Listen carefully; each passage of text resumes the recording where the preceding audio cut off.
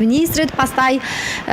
unë i përmenda të gjitha detaje këto të cilat i përsërita edhe në stacionin e policisë ku në cilësinë e dëshmitarës u ftova nga policia për të thënë të gjitha ato të cilat i kam parë si dëshmitare okulare në vendin e ngjarjes. Cilat ishin fjalët e drejtuara zotit Mehanit nga Samil Ushtaku, pasi po thoni që ishte ai që filloi debatin verbal, nëse mund ta quajmë kështu?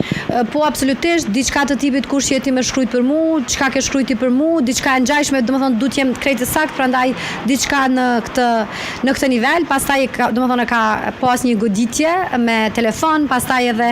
ka qenë edhe goditja me gotë, ju e keni parë, tashmë ne e kemi publikuar edhe një fotografi me lëndimet të cilat